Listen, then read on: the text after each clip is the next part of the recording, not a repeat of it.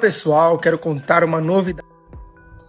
Match গড়ালো 120 minute, চরম উত্তেজনায়, চরম নাটকীয়তার পর নাটকীয়তা। শেষ মুহূর্তে নাটকীয় গোলে ম্যান সিটিকে কাঁদিয়ে কেমন করে কোয়ার্টার ফাইনালে গেল আল হেলাল। আল হেলালের এমন নাটকীয় জয় দেখে এবার লাইভ এসে একই মন্তব্য করলেন নেইমার জুনিয়র।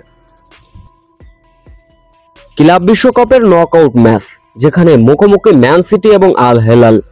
ম্যাচের শুরুর 9 মিনিটে অবশ্য সিলভা গোল করে ম্যান সিটিকে লিড এনে দিয়েছিলেন, কিন্তু আল হেলাল প্রথম কয়েক মিনিট একদম বাজে খেলেছিল, কিন্তু ম্যাচে বেগ পেতে বেশি সময় নেননি। ম্যাচের বয়স তখন 46 মিনিট, ক্রমশ ঘুরে দাঁড়ালো আল হেলাল। ম্যান সিটির বলে গোল জড়ালো, যাতে একে একে সমতা। এরপর ম্যাচের বয়স যখন 52 মিনিট, আবারও লিড পেল আল হেলাল, যার ফলে 2-1 গোলের লিডে এগিয়ে যায় আল হেলাল। কিন্তু ম্যাচের বয়স ঠিক 3 মিনিট যেতে না যেতেই আবারও দুর্দান্ত ম্যান সিটি। 55 মিনিটের মাথায় কর্নার কিক থেকে পাওয়া দুর্দান্ত একটা বলে গোল করলেন ম্যান সিটির এক ফুটবলার, যার ফলে 2-2 সমতা। পুরো ম্যাচটাই শেষের দিকে চরমভাবে জমে উঠেছিল, কেউ কাউকে বিন্দুমাত্র দিতে চেয়েছিলেন না ছাড়। এরপর ম্যাচের বয়স তখন 83 মিনিট, তখনই অঘটন।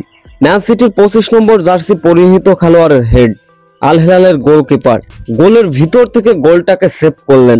পরে রিভিউতে দেখা যায় ওটা গোল বলে গণ্য হয়েছিল না, কারণ ওই গোলবারের দাগের ভিতরেই বলটা ছিল, যার ফলে ম্যান সিটির হতাশার মাত্রা বেড়ে যায়, যার ফলে পুরো 90 মিনিট 2-2 সমতা। এরপরে ম্যাচ গড়ায় আরো অতিরিক্ত মিনিটের প্রথম অর্ধে 1-1 গোল করলো ম্যান সিটি এবং আল হেলাল, যার ফলে ম্যাচ চলে যায় 3-3 সমতা। এরপরে ম্যাচের ঠিক শেষ ভাগে আবারও আল হেলাল দুর্দান্তভাবে একটা গোল করলেন। 4-3 গোলে লিড পেয়ে যায় আল হেলাল, যার ফলে অতিরিক্ত মিনিটের নাটকীয়তায় ম্যান সিটিকে কাঁদিয়ে কোয়ার্টার ফাইনালে আল হেলাল। আল হেলালের এমন নাটকীয় ম্যাচে এমন নাটকীয় দাপটীয় জয়ে প্রাক্তন দল আল হেলালকে শুভেচ্ছা জানিয়েছেন নেইমার জুনিয়র।